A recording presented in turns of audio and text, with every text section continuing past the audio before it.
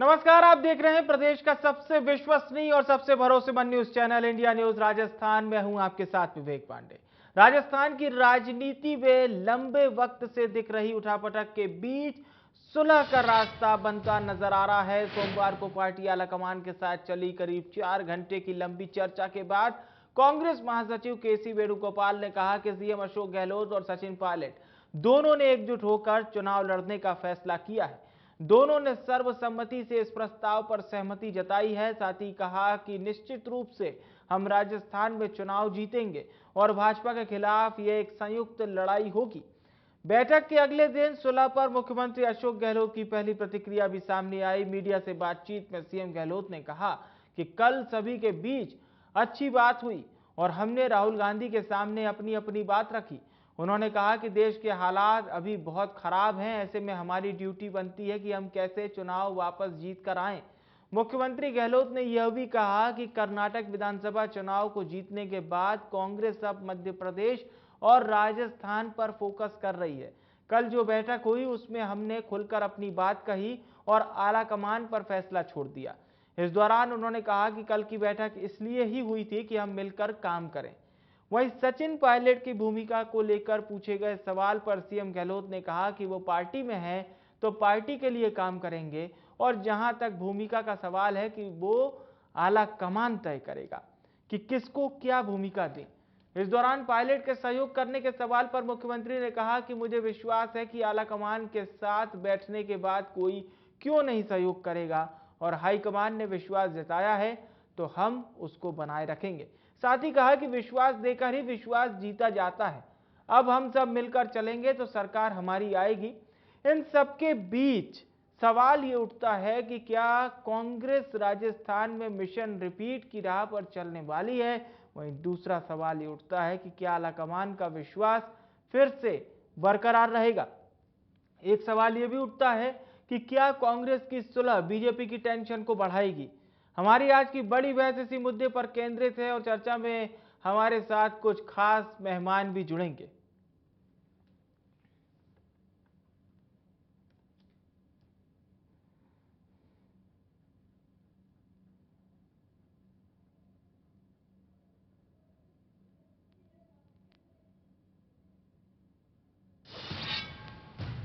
तो हम आज की बड़ी बहस का सिलसिला शुरू करें उससे पहले आपको मुख्यमंत्री अशोक गहलोत का वो बयान सुनवा देते हैं।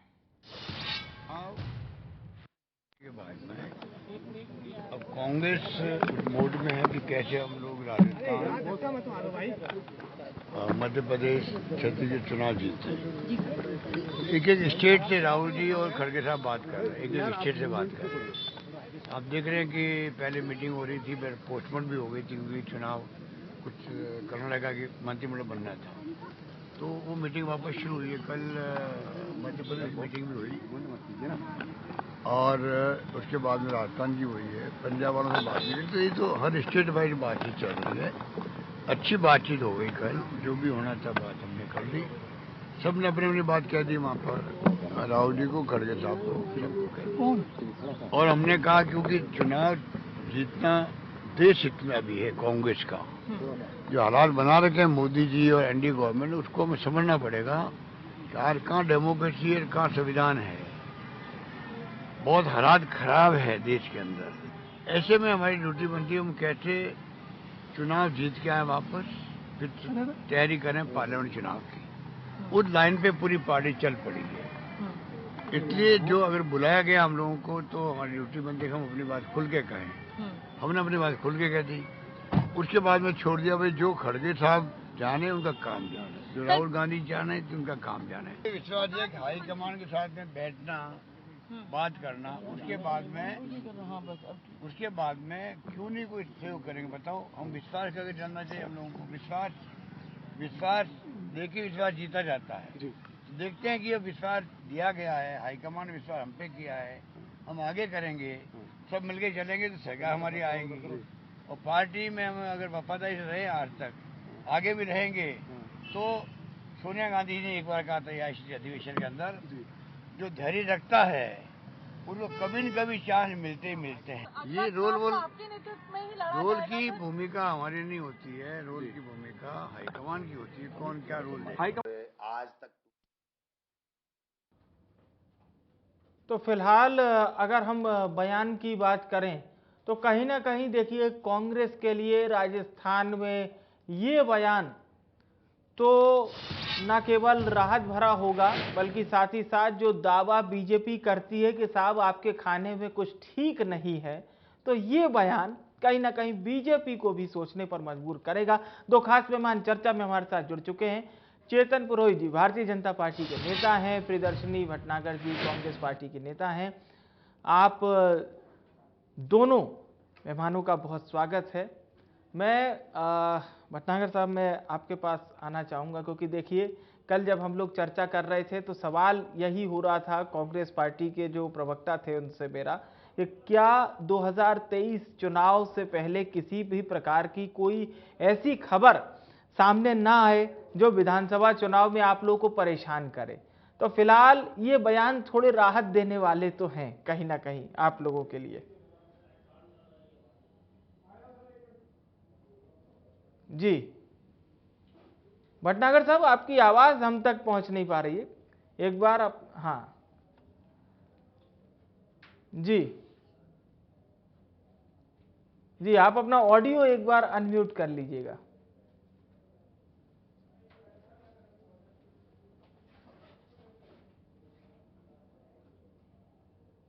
तो कांग्रेस आलाकमान की ये जो दिल्ली पे महत्वपूर्ण बैठक हुई और आपको याद होगा राहुल गांधी के बहुत करीबी कहे जाते हैं सचिन पायलट, और सचिन पायलट इस बात को बखूबी जानते हैं कि उनकी प्रासंगिकता है या उनकी जो पावर है उसका सदुपयोग फिलहाल कांग्रेस पार्टी में ही हो सकता है। और कहीं ना कहीं 2-2.5 साल से जो लंबा समय बीत चुका है और सचिन पायलट का लगता नहीं है कि वो कांग्रेस छोड़कर अब किसी अन्य पार्टी में जाएंगे। देखिए बॉडी लैंग्वेज भी काफ़ी राजनेताओं की कई बार इस बात की ओर भी सूचित करती है कि आखिर अंदर क्या कुछ हुआ। तो सचिन पायलट भी इस बात को बखूबी जानते हैं कि 2013 से 2018 तक का वो जो समय था जब कांग्रेस पार्टी ने राजस्थान में संघर्ष किया था सत्ता वापसी की राह के लिए, और सत्ता वापसी इतनी आसान नहीं थी लेकिन संघर्ष के बाद कांग्रेस को सत्ता मिली। और राजस्थान की एक जो परिपाटी है हर 5 वर्ष में सरकार को बदलना, तो क्या वो इस बार जारी रहेगा, क्या राज बदलेगा या रिवाज बदलेगा, ये एक सवाल हमारा जरूर रहेगा।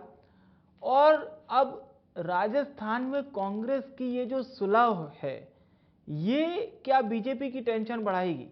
बीजेपी जो सोच रही थी कि साहब किसी भी प्रकार से अगर कांग्रेस के अंदर खाने में अगर ये जो तालमेल ना मिलने वाली स्थिति होगी उसका फायदा बीजेपी को मिलेगा, ये फिलहाल बयानों से और इस मीटिंग से होता हुआ दिखाई तो नहीं दे रहा है। कर्नाटक जीतने के बाद में अब कांग्रेस मोड में है कि कैसे हम लोग राजस्थान,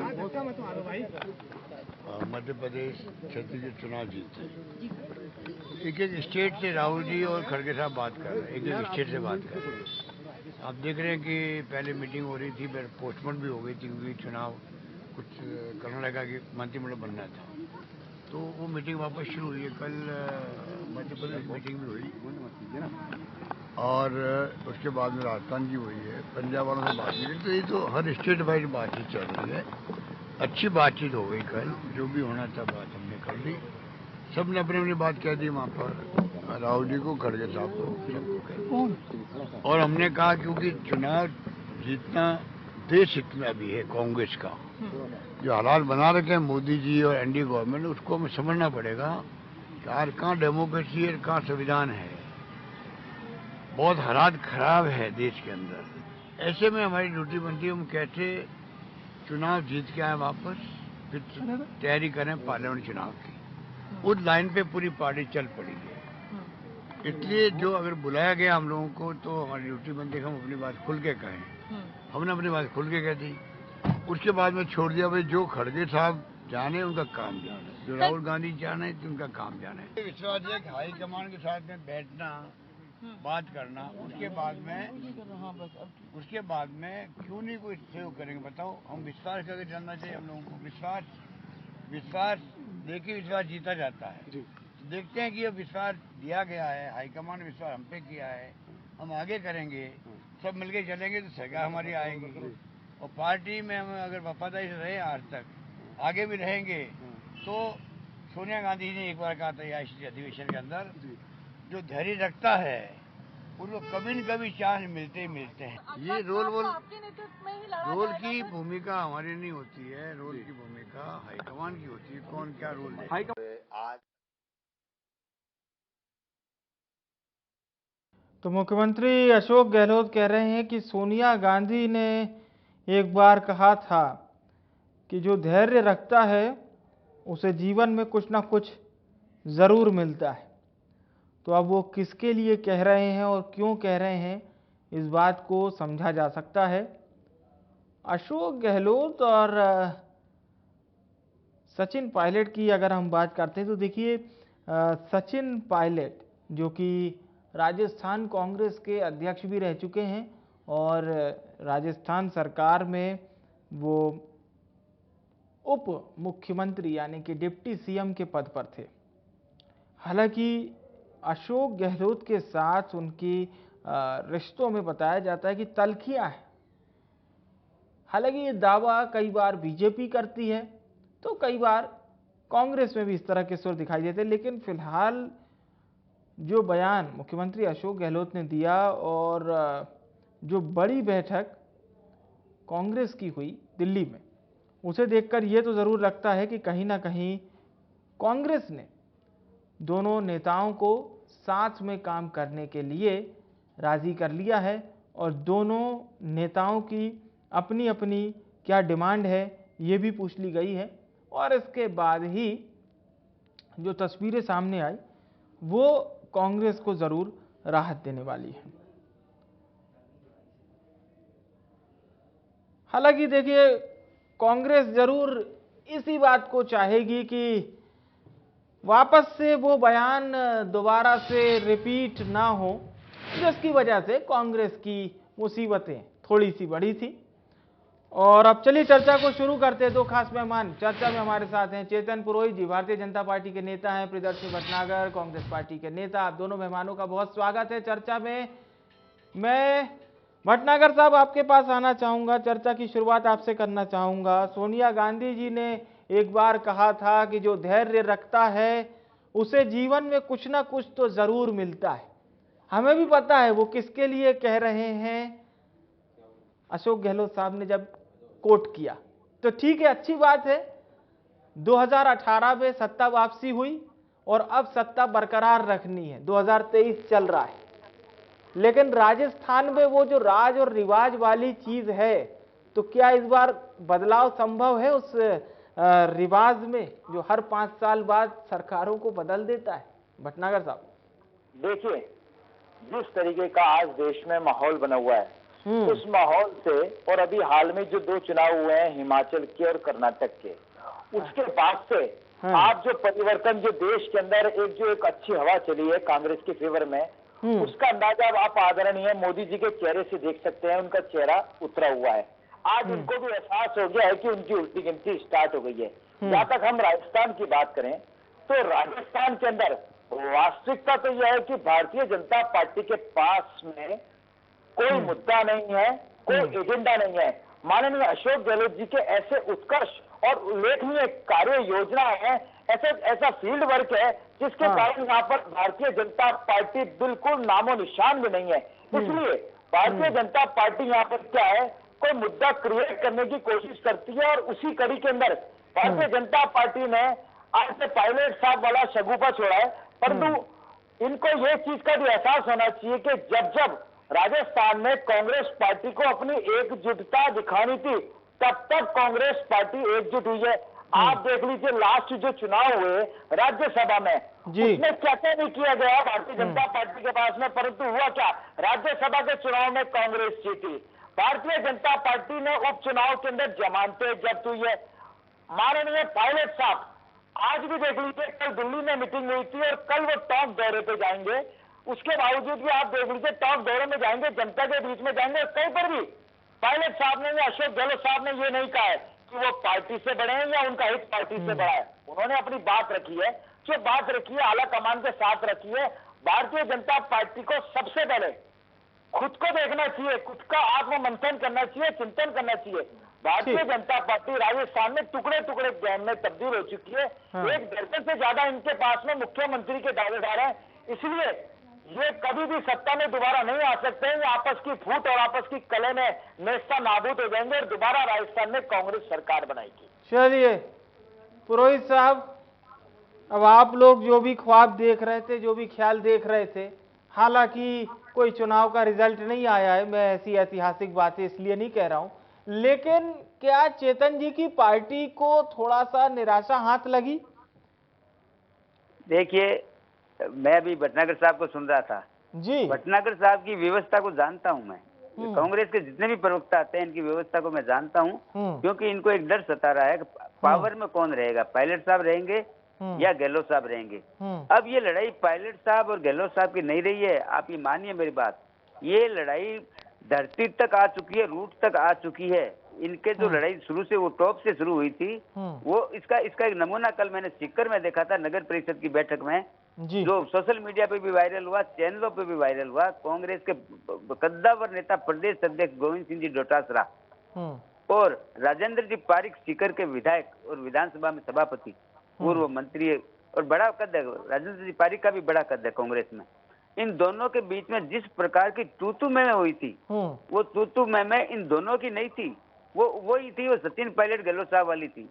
वो कड़ी से कड़ी वहीं जाके जुड़ती है और इतना खाई पैदा हो चुकी है इसके अंदर, सिस्टम के अंदर कांग्रेस के, कि अब उसको भरना मतलब तो असंभव है। क्योंकि सचिन पायलट साहब ने जो लड़ाई शुरू की थी अजमेर से जन संघर्ष यात्रा के माध्यम से, उनके 3 मुद्दे थे। सबसे पहला मुद्दा था राजस्थान सरकार का भ्रष्टाचार, जो 50% की जो ये सरकार चली है 4.5 साल तक, तो सचिन पायलट जी ने उठाया, कांग्रेस के मंत्रियों ने उठाया, कांग्रेस के विधायकों ने उठाया। भरत सिंह कुंदनपुर जो सांगोद से विधायक है कोटा जिले में, उन्होंने ये मुद्दा अभी 3 दिन पहले उठाया था। पहले लगातार भरत सिंह जी लगातार उठाते जा रहे हैं। अब आता हूं मैं भटनागर साहब की बात जी। कांग्रेस ने जब भी ये दावा किया है अब की बार 150 पार कांग्रेस 20 सीटों पे समती है, आपको पता है विपक्ष का दर्जा भी नहीं मिला था राजस्थान में, उससे भी बुरी स्थिति इस 4.5 साल में है। क्योंकि उस समय गहलोत साहब का एक छत्र राज्य था, कोई प्रतिद्वंदी नहीं था। सचिन पायलट ने उसी दिन नींव रख दी थी जिस दिन माननीय गहलोत साहब ने शपथ ली थी मुख्यमंत्री पद की, और जिस प्रकार से दिल्ली जयपुर हाईवे पर गाड़ियां जलाई गई थी गुजरों के द्वारा, वो अपने आप में वो नींव रख दी थी उसी दिन। उसके बाद में जो एपिसोड हुए, चाहे वो मानेसर का एपिसोड हो, चाहे धारीवाल साहब के घर की पैरेलल मीटिंग का एपिसोड हो, और यही रंधाबाजी पंजाब 2.0 राजस्थान के अंदर लेकर आए हैं। रंधाबाजी पंजाब में कांग्रेस को एक थैली में बंद करके आए हैं, आपको पता है। अब राजस्थान में है, राजस्थान में वही करेंगे जो इन्होंने पंजाब में किया था। अब रही बात ये सब कांग्रेस का अंदरूनी मामला है, लेकिन जो बयान दे रहे हैं पुरोहित जी, आप लोगों को बहुत सिंपल लग रहा है। आप लोगों को लग रहा है कि वो जो कांग्रेस की मीटिंग हुई है, मल्लिकार्जुन खड़गे, राहुल गांधी, सचिन पायलट और तमाम बड़े नेता, अशोक गहलोत साहब मुख्यमंत्री राजस्थान, तो कुछ आप लोगों को लग नहीं रहा कि इस मीटिंग में कुछ हुआ है, कुछ ऐसी चीजें जो सुलह की ओर इशारा करती हूँ? शुभकामनाएं देते हैं कांग्रेस को, हम तो शुभकामनाएं देते हैं सुलह हो। नहीं, लेकिन आपकी बात से ऐसा लग नहीं रहा। आप तो कह रहे हैं कि अभी भी कुछ गुंजाइश बाकी है। नहीं, मैं मेरे को बोलने दीजिए, ताकि राजस्थान की जनता को राहत मिले। हाँ, मैं इन दोनों की लड़ाई में नुकसान किसका हुआ आपको पता है? नुकसान राजस्थान की जनता का हुआ है। ना पायलट साहब का कुछ बिगड़ा है, ना गहलोत साहब का बिगड़ा है, ना मंत्रियों का बिगड़ा है, ना विधायकों का बिगड़ा है। इनकी आपस की लड़ाई में जिस प्रकार से राजस्थान की जनता 4.5 साल तक त्रस्त हुई है, और त्रस्त क्यों है इसका कारण बताता हूं मैं। कोई भी सरकार जब असमंजस की स्थिति में होती है और उसको ये डर सताता है सरकार गिर सकती है, तो माननीय मुख्यमंत्री जी का 90% समय इस बात पे जाता था कि विधायकों की गिनती करने में, मंत्री कहाँ जा रहा है, विधायक किस मंत्री के पास जा रहा है, किस गुट का नेता कहाँ जा रहा है, इसी विजिलेंस अच्छा, से 4.5 अच्छा साल मुझे एक बात बताइए चेतन जी, मैं आपसे ये बात पूछना चाहता हूँ कि आपको ऐसा नहीं लगता कि ठीक है, आपने कांग्रेस पार्टी की बहुत सारी बातें बता दी, भटनागर साहब से भी हम पूछ लेंगे, लेकिन पुरोहित साहब आपको ऐसा नहीं लगता कि भारतीय जनता पार्टी में भी इस प्रकार से एक कोई ऐसा नेता हो जिसके बूते आप लोग सत्ता में वापस आने की कवायद में लगे हों? एक, क्योंकि नेता चेंज हो रहे हैं ना बार बार, थोड़ा सा कंफ्यूजन वाला मामला वहां भी रहता है। भारतीय जनता पार्टी का प्रदेश नेतृत्व में परिवर्तन हुआ, माननीय सीपी जोशी साहब को प्रदेश अध्यक्ष गया, क्या आपने सुना किसी का विरोध, किसी का कोई बात, किसी ने कुछ कहा हो, चाहे सतीश जी पूनिया भाई साहब ने कहा हो, या कोई दूसरे नेता ने कहा हो, या किसी समर्थक ने कहा हो जी? सुना? क्योंकि बीजेपी संगठन कैडर आधारित पार्टी है। बीजेपी का कार्यकर्ता जो है ना, कार्यकर्ता वो अपने आप को पद नहीं समझता, वो दायित्व समझता है, जिम्मेवारी समझता है। आज ये जिम्मेवारी सीपी जोशी साहब के पास है, पहले सतीश पूनिया साहब के पास थी, तो ये बदलता रहता है, ये दायित्व का जो काम है। और एक और बताऊं आपको मैं, भारतीय जनता पार्टी में दायित्व आज कोई भी व्यक्ति है, मैं आज आपके सामने हूँ, कल मेरे को दूसरी जगह भेज देंगे संगठन काम करने के लिए, मैं जाऊंगा, संगठन का कार्य करता हूँ। मेरे को वार्ड के अंदर भेजेंगे, मैं वार्ड में जाऊंगा, मंडल में भेजेंगे तो मंडल में जाऊंगा, जिले में भेजेंगे तो जिले में जाऊंगा, प्रकोष्ठ में भेजे तो। जो भारतीय जनता पार्टी का जो कार्यकर्ता है वो अनुशासित कार्यकर्ता है। और आपने देखा इतनी बड़ी पार्टी का प्रदेश अध्यक्ष चेंज हुआ है, इनके तो प्रदेश अध्यक्ष जी और सभापति जी कल लड़ रहे थे। आप देखो सोशल मीडिया पे देखो, चैनलों पे देखो, जिस प्रकार से राजेंद्र पारीक और गोविंद सिंह डोटासरा के बीच में लड़ाई हुई है, जो अपने आप को एक दूसरे को, चलिए मैं पूछता हूँ, पूछ लेता हूँ, वो पार्टी चुनाव भटनागर जी से पूछते हैं। एक लास्ट बात कहता हूँ, लास्ट जी बोलिए। सचिन पायलट ने तीन मुद्दों पे जो यात्रा शुरू की थी, जन संघर्ष यात्रा, क्या तीनों का समाधान मिल गया? कांग्रेस का भ्रष्टाचार खत्म हो गया? सचिन पायलट साहब कौन सा मुंह लेकर जनता के बीच में जाएंगे कि मैंने जो भ्रष्टाचार के मुद्दे उठाए थे, मैंने जो आरपीएससी को बंद करने का मुद्दा उठाया था, मैंने जो सबऑर्डिनेट सर्विसेज को बंद करने का मुद्दा उठाया था, मैंने जो सबसे बड़ा युवाओं को मुआवजा देने का मुद्दा उठाया था, क्या वो सारे मुद्दे सोल्व कर दिया आलाकमान ने? तो प्रियदर्शनी जी, फिलहाल पुरोहित जी को यानी उनकी पार्टी को तो नजर नहीं आ रहा है, हालांकि आप लोग कह रहे हैं कि पूरी सुलह हो चुकी है। अब देखिए, मैं वापस से ये सवाल पूछूंगा, थोड़ी बेईमानी वाली बात होगी, लेकिन ठीक है, बीजेपी के जो सवाल हैं वो उनके बने रहेंगे। बहरहाल अब कांग्रेस पार्टी का महत्वपूर्ण मोड क्या होगा? महंगाई राहत कैंप शिविर तो चल रहे हैं, वो तो सबसे मुख्य चीज है सरकार की ओर से, लेकिन कांग्रेस पार्टी क्या, जिस प्रकार से मोदी जी के जो दौरे हो रहे हैं, ये भी आप लोगों की नजर में है? क्योंकि सीएम गहलोत तो कह रहे हैं अब मोदी जी आए चाहे शाह साहब आए, राजस्थान की जनता ने तो मन बना लिया है, वो चेंज नहीं होने वाला। कॉन्फिडेंस तो मतलब एकदम टॉप पर है आप लोगों का। जी, मोदी जी पिछले 8 महीने में 6 बार राजस्थान आ चुके हैं। उसके बाद आप देख लीजिए, साल भर में उन्होंने ज्यादा सभा करी है, चाहे राजस्थान में करी हो चाहे राजस्थान से बाहर करी है, उसमें उन्होंने राजस्थान का जिक्र जरूर किया है, अशोक गहलोत जी का जिक्र जरूर किया है।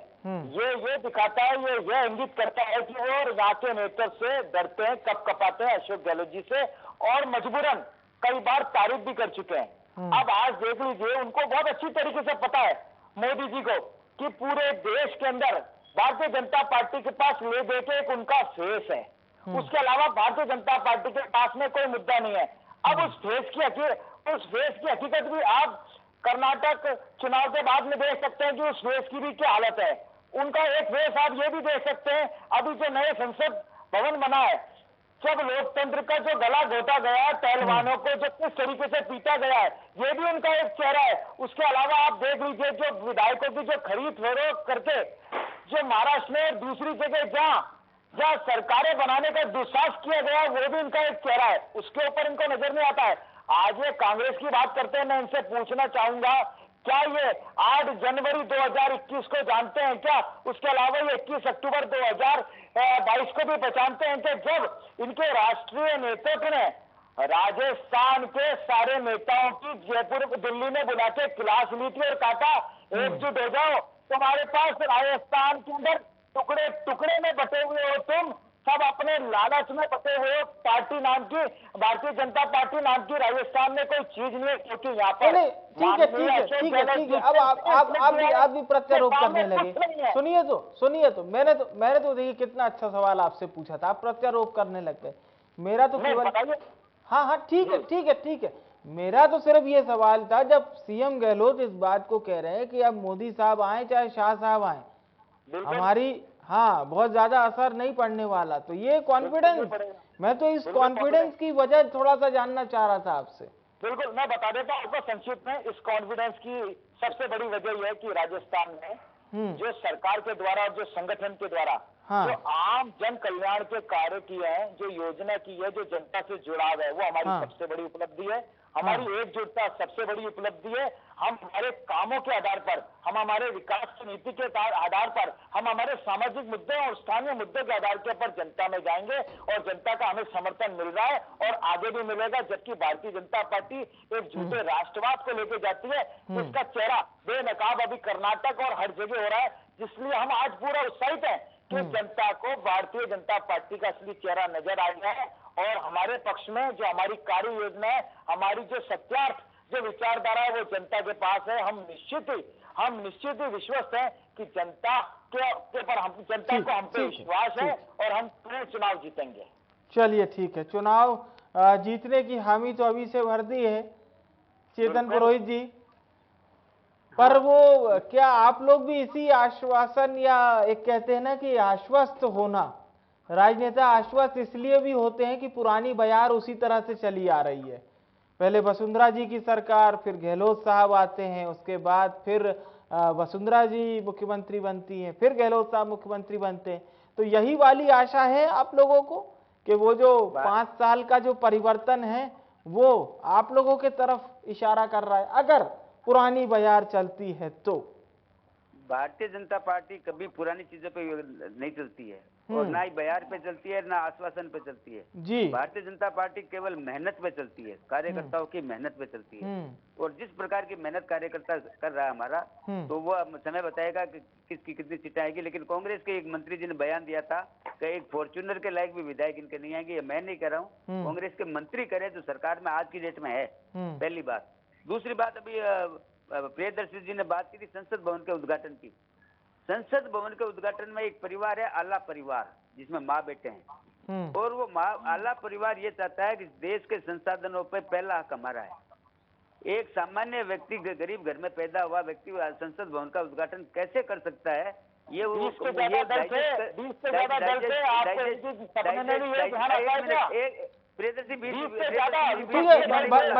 भटनागर जी उनको अपनी बात कर लेने दीजिए, आपको भी मैं मौका दूंगा। बोलिए भटनागर जी, आपको पता है मैं बीच में नहीं बोलता। हाँ बोलिए, आप बोलिए, सुन रहे हैं। तो जो आला कमान है, इनका आला परिवार है, वो सहन नहीं कर पाता एक सामान्य गरीब परिवार का व्यक्ति संसद का उद्घाटन, इसलिए इनके प्रॉब्लम है।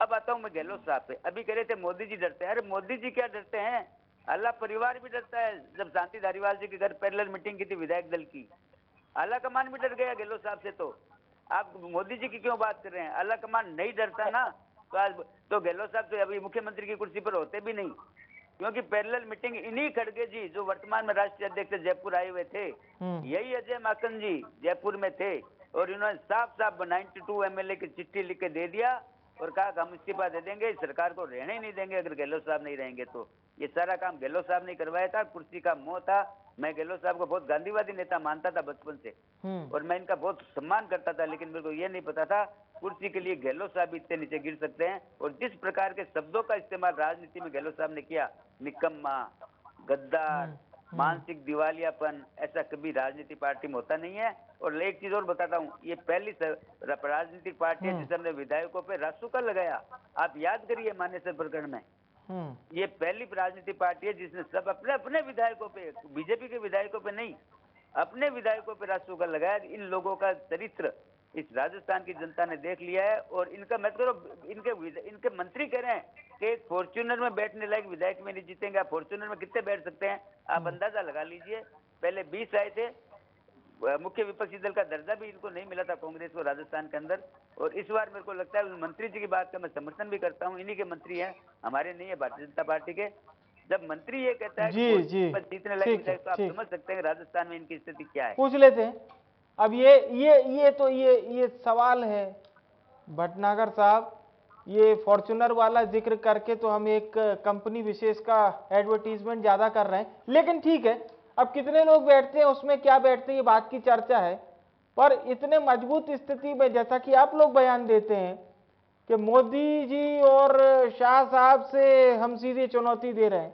यहाँ एक कार का जिक्र हो रहा है, उस कार में बमुश्किल 10 लोग बैठते होंगे, अगर ठूस ठूस के भी बिठाएं तो अब इतना मतलब ऐसी चर्चा क्यों हो रही है आप लोगों के लिए? सत्ता में आप लोग हैं तब ऐसी चर्चा हो रही है, ये समझिए। ये देखिए, सबसे पहली बात तो जिस व्यक्ति ने ये स्टेटमेंट दी है, तो या तो मुझे ये भारतीय जनता पार्टी के प्रतिनिधि ये बता दें कि क्या उन्होंने इस चीज को तस्दीक किया है कि हाँ मैंने ये स्टेटमेंट दिए हैं, मैंने इस स्टेटमेंट का ये अर्थ था। एक बात। दूसरी चीज, अगर पार्टी के लिए अगर कोई स्टेटमेंट देता है, ये उसकी निजी राय हो सकती है कि कितने जीतेंगे कितने नहीं जीतेंगे। आज मैं कह दूं, आप कह दो, कोई भी कह दो, वो एक उनकी राय थी। कई राय गलत भी हो सकती हैं, कई राय ऐसी भी हो सकती हैं जो दशा और दिशा से विपरीत भी हो सकती हैं, किसी से प्रेरित भी हो सकती हैं। मैं ये कहना चाहूंगा इस विषय के अंदर। तो दूसरी चीज, आपके सामने आज जो स्थिति है, जो जिस तरीके का देश में माहौल बन रहा है, वो अपने आप में ही ये साबित करता है कि कांग्रेस के पक्ष में माहौल बन रहा है और धीरे धीरे माहौल बनता हुआ नजर आ रहा है। जहां तक मोदी जी की बात है, तो मोदी जी की तो ये स्थिति हो गई है कि वो नगर पर उनका बस चले तो जैसे अशोक गहलोत जी ने कहा है कि वो तो नगर निगम के चुनाव में भी रैली करने आ जाए, और ऐसे उदाहरण भी आए कि नगर पालिका के, नगर निगम के चुनाव में भी रोड शो करने इनके अमित शाह और दूसरे जने जाते हैं, और उस समय मोदी जी उस जिले में रहते हैं। तो ये क्या मैसेज दे रहे हैं? इनका स्तर यहाँ तक गिर गया क्या? इनका स्तर यहाँ तक गिर गया है क्या? यहाँ तक गिर गया है कि ये प्रधानमंत्री की स्थिति में है और उसके बावजूद भी ये रहे। एक बात। दूसरी चीज, आज ये बोलते हैं इतने जने आएंगे, उतने आज ये कहते हैं, हम स्पष्ट तौर पे कहते हैं, हम कांग्रेस आज ये कह रही है कि मध्य प्रदेश के अंदर, राजस्थान में, छत्तीसगढ़ के अंदर हम पुनः सरकार बनाएंगे। एमपी के अंदर भी जिस तरीके से उन्होंने तोड़फोड़ की राजनीति करी, जनता वो देख रही है। कर्नाटक में भी देखा था। हमें पूरा विश्वास है कि जनता के सामने सच आ गया। राजस्थान की तरह मध्य प्रदेश में भी कांग्रेस विजय होगी और इनको विपक्ष में बैठने की तैयारी कर लेनी चाहिए, क्योंकि इसमें सबसे बेसिक चीज है, भारतीय जनता पार्टी के पास में आज की तारीख में कोई मुद्दा नहीं है। आप देख लीजिए, भ्रष्टाचार, नोटबंदी, अंबानी, अडानी, बेरोजगारी, ये ऐसे बड़े बड़े मुद्दे हैं जिससे आम जनता, महंगाई, जिससे आम जनता त्रस्त है, और इसका उनके पास में कोई जवाब नहीं है। आप देख लीजिए, ये संसद बना के क्या मैसेज देना चाहते हैं। अभी बहुत संसद का बखान कर रहे थे, तो क्या ये एक देश के लिए बहुत दुर्भाग्यपूर्ण दिन था जब संसद बनी और संसद का उद्घाटन हुआ और देश के अंदर बहुत सारे विपक्षी दल उसका विरोध कर रहे थे, उसके विपक्ष में खड़े थे। क्या राष्ट्रपति को, जो इस देश की प्रथम नागरिक है, राष्ट्रपति जी को उसका निमंत्रण नहीं दिया गया, और ये लोकतंत्र की बात करते हैं। इससे बड़ा क्या दुर्भाग्य होगा देश का कि प्रथम नागरिक को उन्होंने निमंत्रण नहीं दिया और झूठे राष्ट्रवाद की बात करते हैं। ठीक है, तो ठीक है। जी भटनागर साहब की बात से तो यही लग रहा है। हाँ, इनका आईना और दिखा दो। हाँ, क्या ये वसुंधरा जी के लटके झटके से ये वाकिफ नहीं हुआ? किस प्रकार से वो अपने जन्मदिन के ऊपर शक्ति प्रदर्शन करके विजय संकल्प रैली निकालती है? क्या इनको सतीश पूनिया जी की न्याय यात्रा नहीं ध्यान है? क्या सतीश पूनिया जी पैदल ही निकल गए थे वो पता नहीं है? क्या इनको ये पता नहीं है कि जब भी इनके राष्ट्रीय अध्यक्ष राजस्थान में आते हैं, वसुंधरा राजे सिंधिया राजस्थान से बाहर चली जाती है, 2-3 साल तक वसुंधरा राजे के पोस्टर गायब हो गए। सब जितने भी भारतीय जनता पार्टी के 1 दर्जन से ज्यादा नेता हैं, ताक लगाए बैठे कि किस तरीके से उनको प्रधान मुख्यमंत्री का उम्मीदवार बनाया जाए। वास्तविकता यह है कि राजस्थान के अंदर घुटनों के पल आ चुकी है भारतीय जनता पार्टी। कुछ दिनों बाद वो आपको मिट्टी में मिली हुई नजर आएगी। जी डॉक्टर चेतन जी, कुछ आप कहना चाहेंगे प्रियदर्शनी जी के इन बातों पर? बिल्कुल, प्रियदर्शनी ने बहुत अच्छे मुद्दे उठाए। भ्रष्टाचार, 50% की सरकार, अलग परिवार के 2 व्यक्ति जमानत पर। दूसरी बात इन्होंने उठाई महंगाई में सबसे ज्यादा महंगा पूरे भारत में डीजल पेट्रोल राजस्थान में, गंगानगर। तीसरी बात इन्होंने उठाई बेरोजगारी, पूरे भारत में दूसरे नंबर पर है। राजस्थान बेरोजगारी में 25% बेरोजगारी दर है।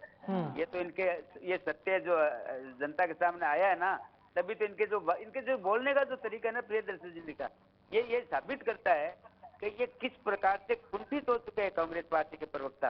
क्योंकि इनके अंदर मैंने शुरू में कहा था, शुरू में मैं तो प्रियदर्शी जी निवेदन करना चाहता हूँ, पायलट साहब नाराज नहीं हो जाए, ध्यान रखना बोलते हुए, थोड़ा कहीं गहलोत साहब नाराज नहीं हो जाए, ध्यान रखना, क्योंकि दोनों में आपकी प्रॉब्लम क्रिएट होने वाली है। अब आता हूँ अलग परिवार पर। गहलोत साहब से मोदी जी डरते हैं। मोदी जी राजस्थान में क्यों नहीं आएंगे? आप लाए ना राहुल गांधी जी को, हमें कुछ करना ही नहीं पड़ेगा। राहुल गांधी अगर प्रचार कर देंगे ना राजस्थान में, तो भारतीय जनता पार्टी की सीटों में 50 सीटों की बढ़ोतरी हो जाएगी। हम तो चाहते हैं राहुल गांधी जी आए राजस्थान के अंदर, गली गली में प्रचार करे, भारत जोड़ो यात्रा मोदी जी अब तो भगवान से प्रार्थना करते हैं, आपसे भी निवेदन करते हैं कि राहुल गांधी जी को लाइए। कर्नाटक में गए नहीं थे।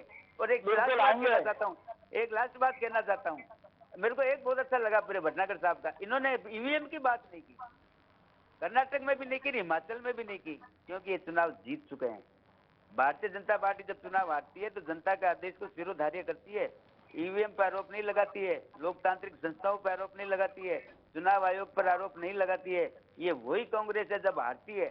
आपने देखा होगा जब रिजल्ट आने शुरू होते हैं ना, तो ये ईवीएम चिल्लाने लग जाते हैं, और लेकिन जब ये जीतते हैं ना, तब ये ईवीएम के बारे में पूरी चर्चा में प्रियदर्शी भटनागर जी ने चर्चा नहीं किया, ईवीएम का नाम तक नहीं लिया है। और यही जब हारने लगते हैं तो काउंटिंग जब शुरू होती है 8 बजे 11 बजे ईवीएम में याद आ जाती है इनको, जब हारने लगते हैं। तो मैं तो इनसे धन्यवाद कहना चाहता हूँ। कम से कम ईवीएम को तो मैं आपका जवाब दे देता हूँ इस बात का। जी बोलिए, इस बात का जवाब दे दूं कि जी बोलिए। कांग्रेस के पास में मोदी जी जैसी कलाकारी हमारे पास नहीं है कि हम गुफा में बैठने से पहले बोल दें कि हमारे पास 400 सीट आएगी और 400 सीट आ जाए। ईवीएम का जिक्र आएगा, ईवीएम का जिक्र आता है जब वो चुनाव मोदी जी के होते हैं। मोदी जी देश में इंफ्लुएंसाई रखते हैं, भारतीय जनता पार्टी के देश में। आप बोलिए ईवीएम खराब है कर्नाटक में, आप बोलिए, बिल्कुल आप बोलिए हिमाचल में खराब है ईवीएम, कर्नाटक में ईवीएम खराब है, बोलिए आप बोलिए, आप सार्वजनिक रूप से बोलिए, आप बोलिए ईवीएम खराब है, छत्तीसगढ़ में ईवीएम खराब है, राजस्थान में ईवीएम खराब है, हिमाचल में ईवीएम खराब है, कर्नाटक में ईवीएम खराब है। आप बोलिए, क्यों नहीं बोलते आप? बोलिए आप बोलिए चैनल पे, आप लाइव बोलिए ईवीएम खराब है। आप नहीं बोलेंगे, आप नहीं बोलेंगे, क्योंकि आपको पता है ईवीएम सच्ची है, चुनाव आयोग सच्चा है।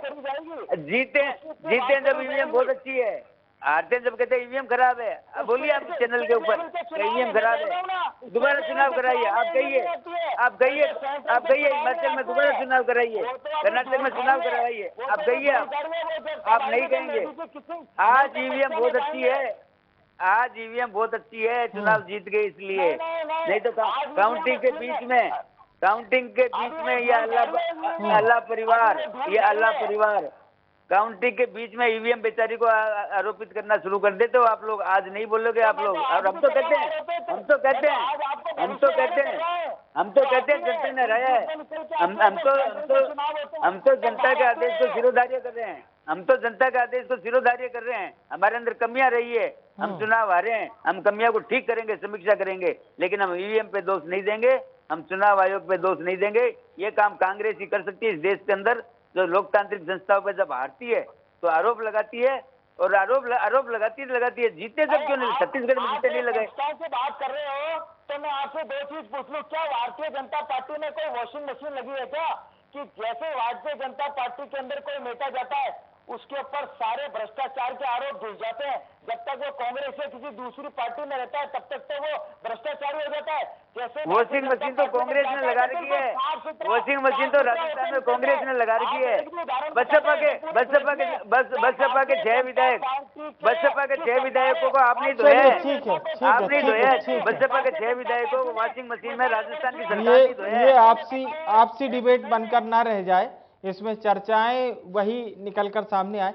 लेकिन अगर हम बात करते हैं डॉक्टर चेतन जी की, जो आरोप भटनागर साहब लगा रहे हैं, मान लीजिए, चलिए एकदम आप लोग तो खैर निराधारी बताएंगे, पर क्या वाकई में ऑल ओके ही माना जाए? बीजेपी में आप लोग पूरी तरह से रेडी हैं इस चुनाव के लिए? बिल्कुल तैयार है। 3 साल से, आज से नहीं, हमने 3 साल तक हमारे संगठन को मजबूत किया, खड़ा किया है। प्रदेश अध्यक्ष से लेकर के वार्ड अध्यक्ष तक, पन्ना प्रमुख तक हमने काम किया है। और अब हम बिल्कुल चुनावी मोड में है। संगठन हमारा खड़ा हो चुका है और अब जनता के बीच हम जा रहे हैं। जन आक्रोश यात्रा के माध्यम से गए, ग्रामीण चौपाल के माध्यम से गए। अब 1 महीने का कार्यक्रम हम कल से संपर्क कर रहे हैं, शुरू कर रहे हैं, महासंपर्क अभियान।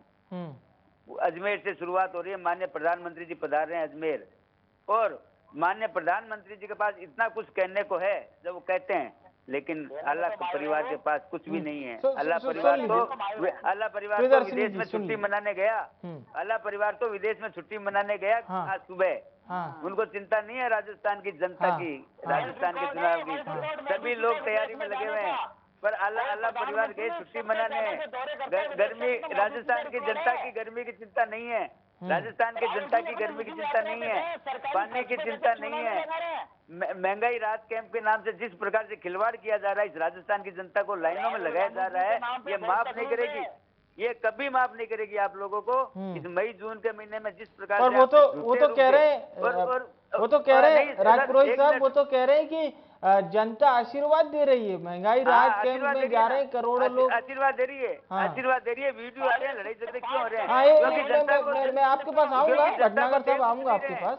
देख कुछ नहीं रही है जनता को, केवल लाइन में इसलिए लगा रहे हैं कि अपने प्रचार के लिए। बताऊं आपको मैं, ये प्रचार का माध्यम बनाया है महंगाई राहत कैंप को। आपको पता है बीपीएल परिवार जो है, अच्छा उसके जरिए ये जो 10 योजना, अच्छा ये बताइए 500 रुपए का जिसको सिलेंडर मिलेगा, सीधा सवाल, तो क्या वो उसके मन में कोई भाव उत्पन्न नहीं होगा कि चलो 1100 रुपए से का सिलेंडर है साहब, वो 500 रुपए में मिल गया? जब उसको 500 रुपए का सिलेंडर मिलना शुरू होगा ना, तब तक चुनाव कंप्लीट हो चुके होंगे राजस्थान में। जमीनी धरातल पर कुछ नहीं है, पहली बात। दूसरी बात, मध्यम वर्ग को इन्होंने क्यों नहीं दिया 500 रुपए का सिलेंडर? मध्यम वर्ग वोट नहीं देता क्या इनको?